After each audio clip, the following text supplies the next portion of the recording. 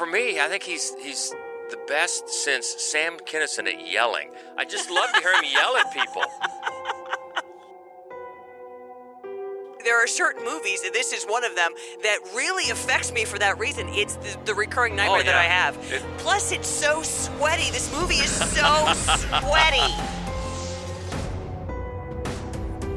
Sound designer Damian Volpe says he will not reveal how they got the sounds. He will take the secret to his grave. Yikes. Welcome back. It is Fright Club live from Gateway Film Center on the campus of The Ohio State University in Columbus. And I know we've got some longtime Fright Clubbers here. Welcome back. We've got some first-timers here. So in case you didn't know, she is Hope Madden. He's George Wolf. And we are from madwolf.com and columbusunderground.com and every Friday morning on Good Day Columbus. And we just figured this out. As of next month. That's right, January. 10 years of Fright Club. 10 years of Fright Club Live. That's right. Thanks to you. So we're planning on some extra special fun next month, but we started it a little bit with this month because, as you might see here off to my right, we've got some sweet movie swag to give away a little bit later. Does everybody have a raffle ticket? If you didn't, we won't give these away till after. You come down and get one, but we've got some cool swag to give away. Can we tell them what it is? Sure. So we have a Beau is Afraid t-shirt. We have an Amazon Prime Advent calendar. So there is something for all of the days of Advent behind the little door. That correspond to one of their movies. Right. We also have a box from Creed 3 that is there's a nice note in there where they make a nice donation in the name of giving us that box. And a really nice water bottle that has foam. It's also a roller. Oh my God, it's super nice. Plus, it's a weapon. You should see this thing. Yeah. You win it. I mean, you're set. And we have a 4K of Spider-Man Into the Spider-Verse. Both of them. Both of the Spider-Man. Both of them. It's a dual pack. And a dual pack. So cool stuff. That we'll take care of that after the movie. But welcome back. And last month we had a nice turnout and really a nice support for the movie Border. Yes. I was so happy. It just seemed like everybody really enjoyed that movie, and I was so glad because it's just the loveliest, weirdest movie. And we talked about love stories, which was really fun. And immediately, somebody said The Fly. I forgot about The Fly. Brundlefly. And that is like such a lovely, tragic, mullet-driven love story. That I'm sorry I forgot it. And then online somebody said, now this is much more of a romantic love story, and it never sort of occurs to me as a horror film, although it's a monster. Anyway, The Shape of Water, obviously a love story. Oh, yes. A super romantic monster having sex with you love story that I totally should have concluded. Right. At least, in the script notes. Those are good ones. And also a special thanks to our friend Timothy Troy, because we've started the last few months, we started showing short films before the feature here. Yep. And last month we showed Timothy from Crazy Little Monster Productions. We showed his short Ding Dong. Yes. Which was a lot of fun. I love that short. Yes. I mean, that was, I think, the first one of his that I saw. We saw it at Nightmares Film Festival a few years ago. I have always loved it, and he's such a good dude. And they're a great follow. Because they are. To follow them on YouTube, because they always, they post a lot of really super short shorts, like 1 minute. 2 minutes, 2 minutes. And they're all fantastic. Very cool. They're one of my favorite, they might be my favorite people that we follow on YouTube, actually, because it's just super fun. Yeah, and we in accordance with that, we have another great short film to show tonight. We do, and this one actually really matches the theme. I'm excited to finally have done that. Usually what I do is match up how long is this short versus how long is this feature. That's always the first thing I'm thinking. But in this case, it actually really matches the theme, and it's Rakefet Abergel's Boo, which we loved. We saw it at Nightmares Film Festival. It's so much fun, and we really appreciate that she shared it with us. Yes, thank you so much. So that's going to be good. We'll show that again right before the feature. But we're talking about alcoholics in horror, drunks, if you will. Drunks. In horror. And boy, that's some fertile ground, really. Yeah, it is. That's some fertile ground pretty much anywhere. But we've got, bingo, we've got 5 that made the final list. But we've got a bunch of also-rans. So you want to run those down? Yeah. We have a little collage of some of our favorites. So McCready, obviously, who you think as much as he drank that, he probably, I'm surprised he didn't freeze to death. but he's a good-looking drunk, so we got to get him here. Baby Jane. That was whatever happened to Baby Jane. Bette Midler. Oh my God. Betty Davis is super fun. She should remake it though. She would make a good Baby Jane. Betty Davis was so much fun in that, and I just loved every time she was drinking, which is one of my favorites. One of my other favorites, Hag though. horror. Yeah, I love hag horror actually. Mrs. Mack from Black Christmas. Yeah. We're all watching Black Christmas right now, and we're all remembering how hilarious she was with her little bottles stashed all over the house. I love that character anyway. She's one of my favorite characters. And then also, of course, I can't think of Gary Busey's name in, thank you, Uncle Red in Silver Bullet. And he was very, very much fun. He was easily the best character in that movie. He was hilarious. Easily. And drunk all the time. And I love when a movie gives you, like, the character you want the kids to spend the most time with is just a lush. That's always fun. And the one, believably, you don't want them to spend time with is the priest. And Zinger. finally, everyone in Grabbers. Yeah.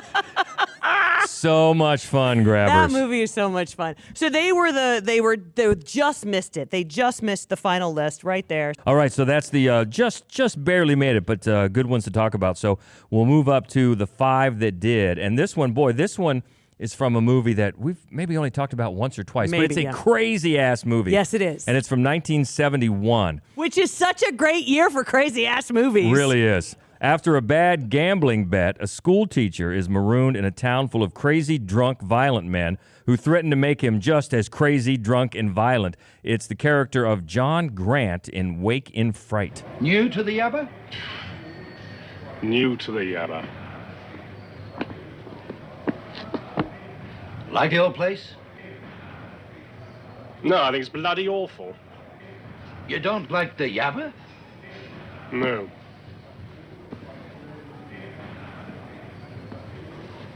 Will you have a drink? No, I'm toying with this one, thanks. Well, drink it down, I'll buy you another. Look, I'm flat broke and I can't afford to drink. What's that going to do with it, man? I said I'd buy you a drink. You don't have to buy me one. Now drink it down. This whole movie is like one of those nightmares you have where you're stuck somewhere and you can't get out. And you're trying to run, but you're going so slow. This guy can't get out of the Yabba. You don't like the Yabba? Need more time than that. See the Yabba. That's one of my recurring nightmares, and I'm always in my hometown. And I can't leave. Like, everywhere I go, I turn up this road, and I'm still seeing Calvert High School in front of me. And so there are certain movies, this is one of them, that really affects me for that reason. It's the recurring nightmare that I have. Plus, it's so sweaty. This movie is so sweaty. It is sweaty, and it's just nuts. And it's over the year. It started really slowly out of the gate in the early 70s, but it's developed a cult following. And actually, the first choice of the director to play John Grant was Michael York. Pretty big star back at the time. Yeah. And he kind of looks like this guy. And he declined. He passed on it, and then later he said that was one of his biggest regrets in his entire career, passing on this film. Yeah, because it's so great. You know, this guy, he's a teacher, but he's sort of like he owes his entire college tuition back to the government. So they get to decide where he's going to go repay them. Then they stick him in this little podunk town. And so he takes a train to go to Sydney to see his girlfriend for the holidays. And he doesn't want to go back. He hates it. And then he has to spend one night in the Yabba, which is like everybody's most very specific nightmare of what Australia might really be like. And then it's like it's nothing but these like laughing, menacing drunks who just, give him a hard time until he's one of them, until he's just drinking and he's shooting at stuff and he's, oh my God. And then Donald Pleasance pops up for a second. That's never good. Terrible things follow Donald Pleasance from film to film. It is so much like creepy, tense fun. Yeah, and I love this story. According to the director, Ted Kotcheff, there were a lot of directors in attendance during the film screening at the Cannes Film Festival in '71, including a young director who sat right behind him and kept excitedly making comments like, wow, what a scene. I didn't expect that. This is great. This director is going to go all the way. And he asked the PR person, who was that? It was a young Martin Scorsese. Scorsese loves this movie. Who we know not to sit in front of Scorsese at films because he talks all the way through them. Other than that, he's all right. I'm surprised he could see it. I mean, he should sit up front. But yeah, it's really become quite a cult favorite because I remember the first time I saw it. It really wasn't that long ago. The first time I saw it, and it was just crazy. Yeah. You're just so tense. So tense. Yeah, it's very tense. So tense. Even when the guy is trying to buy him a beer, it's violently. I'm violently buying you a beer. Yeah. You know, and you're gonna take it and you're gonna like it. Yeah. Yeah, it's crazy. Wakey and Fright, John Grant, and of course that character name immediately makes me think of Silence of the Lambs because that's one of the aliases that he's. You ever heard of John Grant, James Gum? Yeah. Jamie Gum. From 71, Wakey and Fright, number 5. All right, we're going to get moving. We got a movie to show. Let's go up to number 4. This is one from 1995 and features one of our favorite genre actors. Set in a gritty, real-life New York City, alcoholic Sam meets up with a modern-day succubus who marks him and controls his will. As his world unravels, he slowly figures out what is happening, has to figure out what to do. Larry Fessenden as Sam in Habit. But the less you know about me, the longer you'll stay interested. Might have something to hide. No. You know, I've never seen her eat. I've never seen her drink. I've never seen her smoke. I've never seen her once. Not once in the daylight.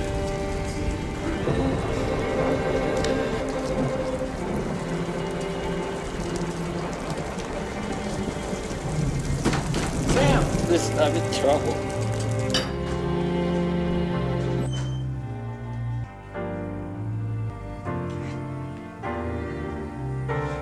Live as we dream of.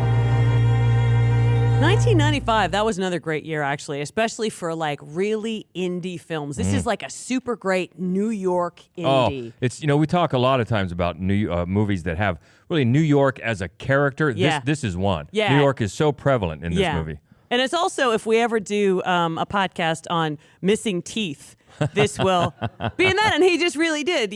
Fessenden lost one of his front teeth and just thought, yeah, I'm going to go with that for this because he plays an alcoholic. And it's one of the movies. Often, vampirism, it tends to fill in for, it's a metaphor for addiction in a lot of, also in the film Addiction that we showed last year, which was a New York set film, I think in 95 as well. I think it's an easy metaphor for different types of addiction, and it just works so perfectly in this movie. And this movie, the whole thing feels completely improvised. It's got this really vibrant improvisational style to it. It's a really stylish movie. I just love this, and I love Fessenden in this. Yeah, and he wrote it and directed it. Yeah, he did. Right, so this is a very kind of a one-man show in that regard. But he's popped up over the years in so many genre favorites, and it's really interesting to go back if you've known him in other roles in other films, most of the time secondary characters, to go back and watch this if you haven't seen it. So this is his baby all the way. Oh yeah, and it's just a really, really well made. It's just got such a great timestamp to it. It's just such a vivid image of what it was like to watch independent films in 1995. It was just glorious. And it's shot in 45 days over a 3-month period, sort of a independent guerrilla type of production. Yeah. And that is the character Sam, Larry Fessenden, in Habit from 95. That's number 4. So moving up to number 3. Now, this is the one we're going to show tonight, so we won't talk much about it. Terror grips a small mountain town as bodies are discovered after each full moon. Losing sleep, raising a teenage daughter, and caring for his ailing father, Officer Marshall struggles to remind himself there is no such thing as werewolves in The Wolf of Snow Hollow. This is scary. It's new. I never saw a body like that. There's going to be a lot of late nights and overtime because of the brutal murder that happened in town. And I didn't want to set up expectations that I can't keep. Our expectations of you are very low. Spans of the bites are gigantic, same as the distance of the paw prints. It's a wolf. Or maybe it's a werewolf. Where were you? Where were you? John, none of you talk to me at once, okay? They're saying it's a wolf. No, it's a man. When do I get to be right about something? You want to be sheriff? How about we start acting like one?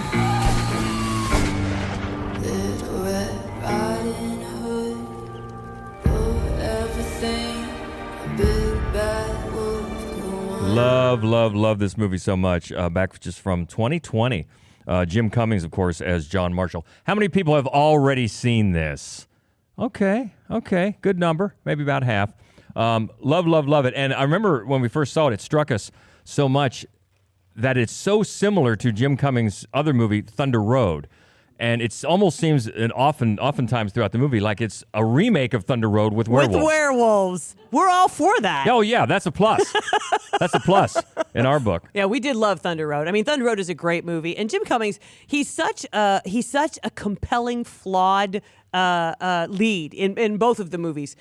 He has such great diatribes in this movie. I love when he yells. I do too. Just out of nowhere, just starts yelling. Yeah, but the whole cast and the snow, as I've said many times, we've both said, I love a pop of blood on snow. It just looks so good. It's really beautiful. This movie is really gorgeous, and it's so funny. Yeah, and I believe it was Robert Forster's last film. Yeah, I think it was. Yeah, and so we're not going to say anything more. Nope. Please come down, though, after. We want to get your take on it. We'll get you on the podcast, whether you've seen it before or not. We'd love to have you come down and discuss afterwards. All right, so we'll move on. That's number 3, Wolf of Snow Hollow. Moving up to number 2. Oh, this is another favorite from 2019. 2 lighthouse keepers try to maintain their sanity while living on a remote and mysterious New England island in the 1890s. Thomas Howard and Thomas Wake from The Lighthouse.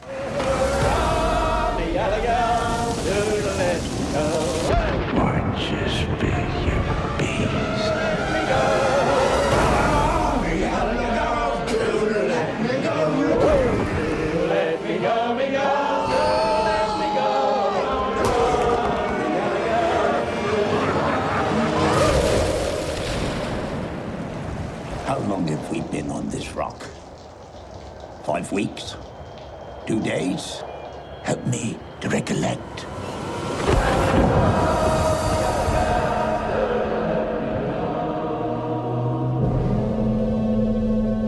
Let me just take this moment to remind you that Robert Eggers' Nosferatu is scheduled to come out next Christmas. Woo! Cannot wait.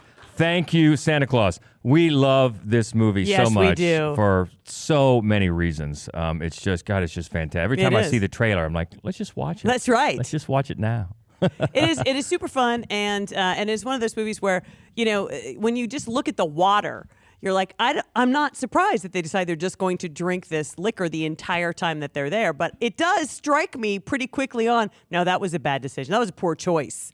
They made a lot of poor choices. They did.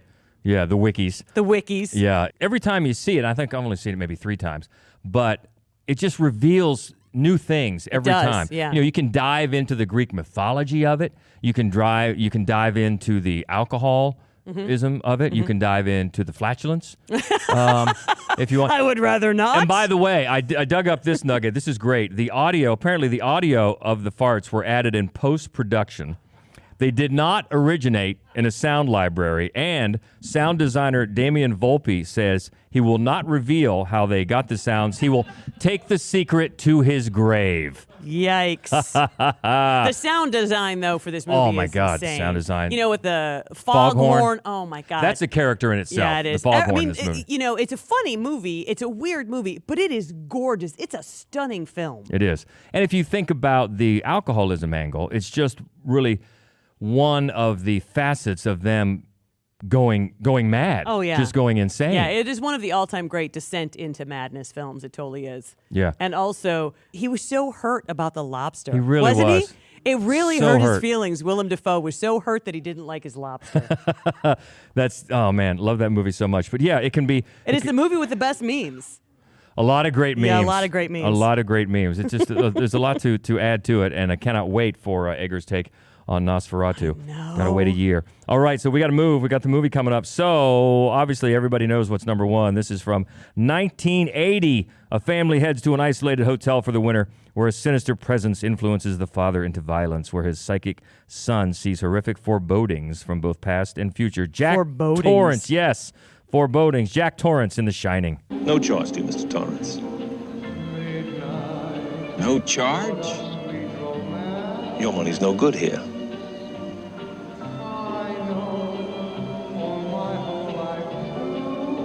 Orders from the house. Orders from the house. Drink up, Mr. Torrance. I'm the kind of man likes to know who's buying their drinks, Lloyd. You're always a good one, Lloyd. That's just one of the small moments where alcoholism plays into The Shining, but it's prevalent throughout the film. Momentary lapse of muscular control. Excuse me. And, actually, though, when you pinpoint the theme of alcoholism, I can kind of see, as much as I love this movie, and I do, and everybody probably knows by now the criticism that Stephen King has of this movie, but I can kind of see it a little bit when he talks about how he didn't like that Torrance seemed crazy from the start. He wanted more of a slow descent. I can kind of see that point, although I still love the movie and love everything about it. But I guess I can kind of see that. But the fact that he falls, off the wagon here back in the bar, I mean, that's such a pivotal point in the movie. Oh, yeah. And he's pushed that way by, Lloyd and the other ghouls. Yeah, the other ghouls. It is such a great scene. And the first scene with Lloyd, when you don't have the rest of the people behind him, and you don't have the song. I mean, everything about this movie is really meticulously made, of course, because Kubrick is meticulous, if nothing else. But all of the scenes in the bar, in the gold room, they're so gorgeous. They're so creepy. And we both tended bar for a long time. So Lloyd, for a long time, he'd been my favorite character in this movie forever. Yeah, Lloyd is great. Yeah. Lloyd I patterned my bartending after Oh, Lloyd. I'm sure you did. Yes. So did I, as I was bartending down the street, what used to be called the street scene, and we were macing people and throwing them out into the street. I was thinking of Lloyd at the time as well. Here is something that no customer of mine ever said. He peed. George can't say the same. No, not at all. But just pointed at somebody else at the bar. He peed. That's another story. But that's a good point between having people in the bar and when it's just Lloyd and Mr. Torrance. Yeah. That's a good line of where the madness kicks in and the ghouls kick in. But there's so many things to dive into and to spotlight about The Shining, as many people have. Yeah. There's movies been made about it. And the thing about Dr. Sleep is that, and for a second, Dan Torrance was going to be on this list as well, because of course he is a recovering alcoholic in the entire film. And then of course his dad is Lloyd when he goes into the show. It's fascinating to me. I mean, I know that you're a bigger fan of the film Dr. Sleep than I am, but I really like the way that they kind of, they really worked, Mike Flanagan really worked to, I think, respect the original film. Yeah, I think he did about as good a job as you could expect. And I think back when we saw the director's cut, added a few minutes to it. I thought it's a pretty good job. But that is number one, of course, Drunks, Alcoholics in Horror. It is Jack Torrance from The Shining in 1980. Okay, that is number one. So yeah, we are up against it. We're going to show The Wolf of Snow Hollow here in just a couple of minutes. But we're going to look ahead to our 10th anniversary. Our 10th next anniversary. Month, right here at Gateway Film Center. So we're going to bring more super cool prizes. We got more to give away next month. And we're going to show The Black Cat. Yeah, we have been trying to show this gorgeous black and white, super amazing film with Bela Lugosi and Boris Karloff together. It's such a weird movie and so gorgeous. We've been trying to show it forever and ever, and we're very excited. We're going to do it on January. And we're going to do we're going to give away some prizes. We're going to have some dancing ladies, some elephants. Trained seals, the whole bit. Hey, Debbie, come on in. A lot going on. Deb, make sure you get a raffle ticket before we give away the prize. We'll do that at the end of the movie here because we got swag. We got swag to give away. Okay, again, come down afterwards and we'll talk about the film, what you thought. Okay, we'll catch up then. And I think it's time. Stan's up there. So roll it, and we'll see you about an hour and a half. Thank you. All right, let's talk about The Wolf of Snow Hollow. I think we've all known the horror of 11 new emails. Have we not? We like? Yay! Jim Cummings is a national treasure. He really is. He's such a dumbass. Like in the best way. He's like so good at being a dumbass. Yeah. And he's just, I think, for me, he's the best since Sam Kinison at yelling. I just love to hear him yell at people. And I didn't notice until, this is, again, like the third or fourth time I've seen this movie, I didn't notice how pronounced in this movie his canine teeth are. I did. Which is obviously very appropriate. I have a teeth fixation. You do? Yeah. I do.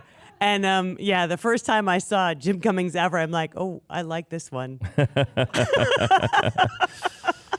Yeah, it's so much fun. And one thing I do want to say, because in this whole in this whole topic, we're not making fun of alcoholism at all. I mean, my brother is an alcoholic. I've seen firsthand how hard it is, and he's been sober for years, and I give mad respect to anyone who is dealing with that. So not at all. We don't want to make fun of this. And, you know, it's one of the things where in horror movies or a movie like this, it's a metaphor. You know, you can see it in this, in werewolf movie, of he says, I was a monster. Mm-hmm. You know, that's clearly making the line a metaphor in this movie, and we see it in many movies. Yeah, I think that this film is more empathetic. I think that we talked about habit for a second, about the metaphor of addiction, and in that film, vampirism. I think that this movie is so much more, because it's very much from the point of view of somebody who is trying and failing to overcome addiction. I think that is much more empathetic perspective on addiction, this movie is. And also, it's a really funny, very scary werewolf movie. And werewolf movies, when they're done well, are the best of all movies. Oh, I love, obviously, I think my last name, maybe I'm predisposed to loving werewolf movies, but I do. And, you know, the shot there.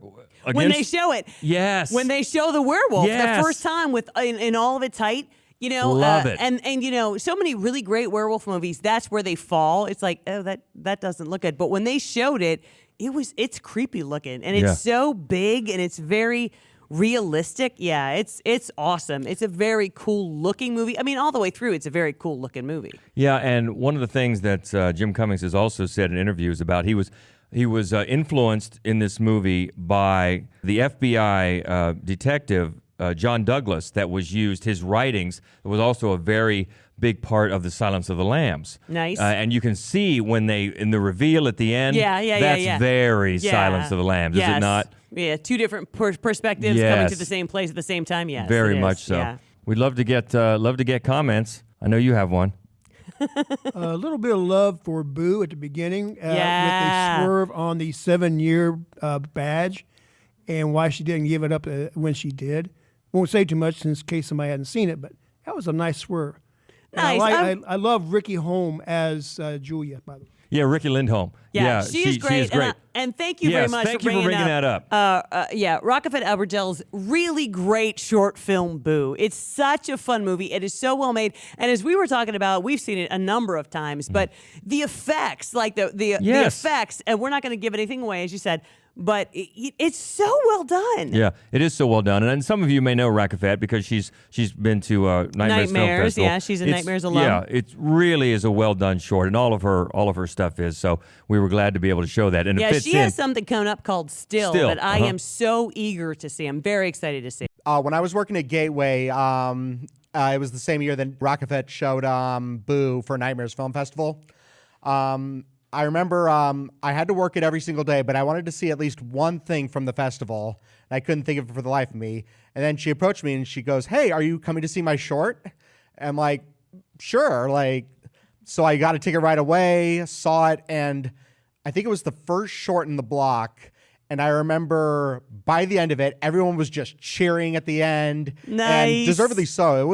It's a well-made short. It's so good. It really is. That's a great story. Thank you for sharing that. That's awesome. Yeah, we were so glad to be able to add it to this because obviously it's a great short and it fit so well. So yeah, the effects are good. You know, the jump cuts are very good. It's just well produced and well acted. She's also a very good actor. So she wrote and directed it, but obviously, and she's the lead. She's a very good actor as well. Yeah.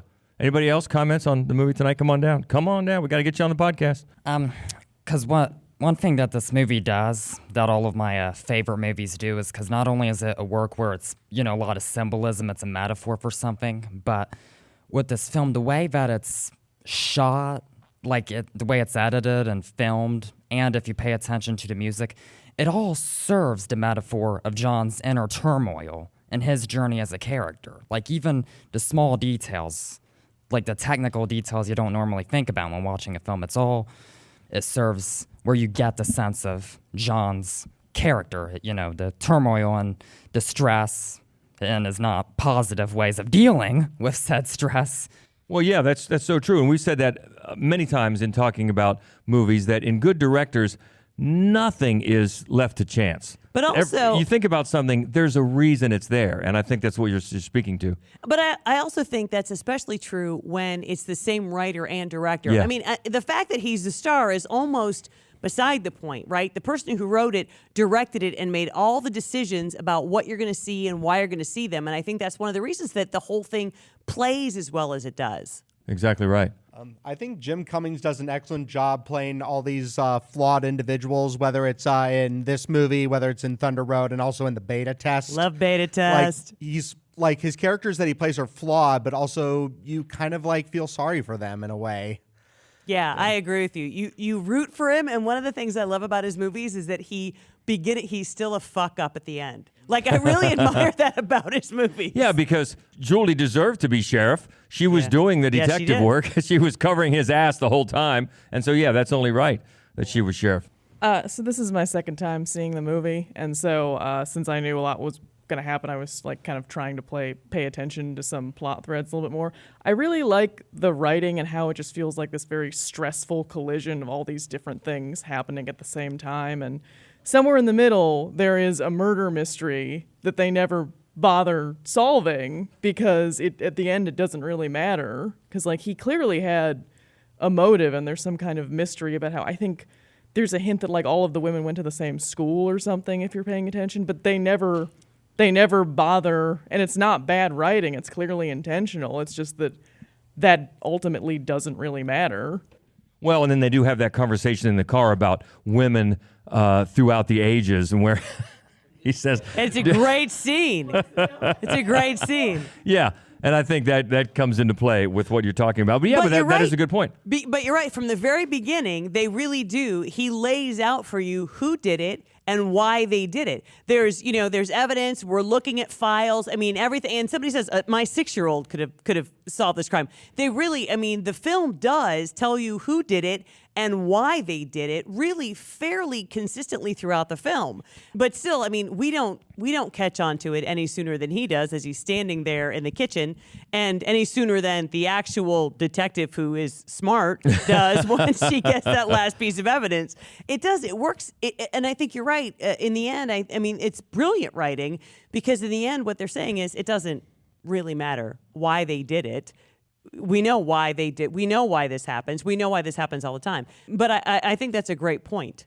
And still, dealing with those serious topics and the trauma and the alcoholism and all that, it still finds a way to be funny. It's very funny. And really funny in a lot of areas. And that's a tough, tightrope to walk. And it looks great. It does look great. This is another thing about when we talked about how it being kind of a remake of Thunder Road with werewolves, and also with a lot more money. I mean, obviously he got a lot more budget because the production values of this stepped up a class. Yeah. Yeah, it does. It looks fantastic. Well, thank you for all that. Great comments, and we're glad you enjoyed the film. And we are looking forward to next month, January the 12th. That's right. We are going to be back for the 10th anniversary. 10th. How did that happen?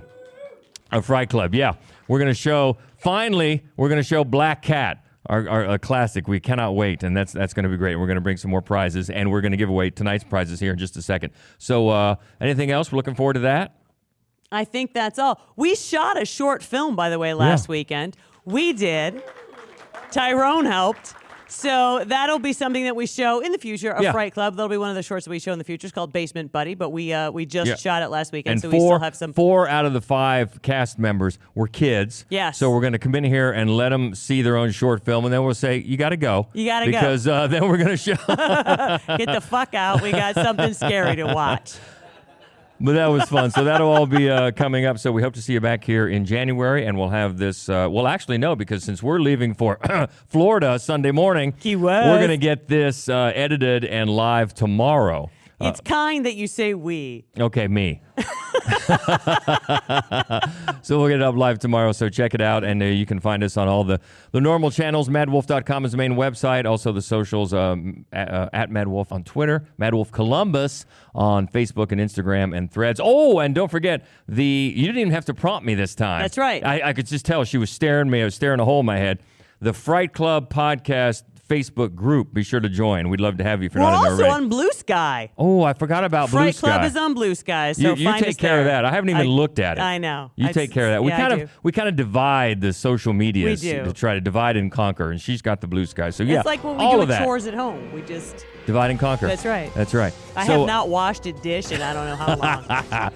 So keep in touch. Thank you for all this. We hope to see you back in January. And until then, she is Hope Madden. He's George Wolf. And this is the Fright Club Podcast.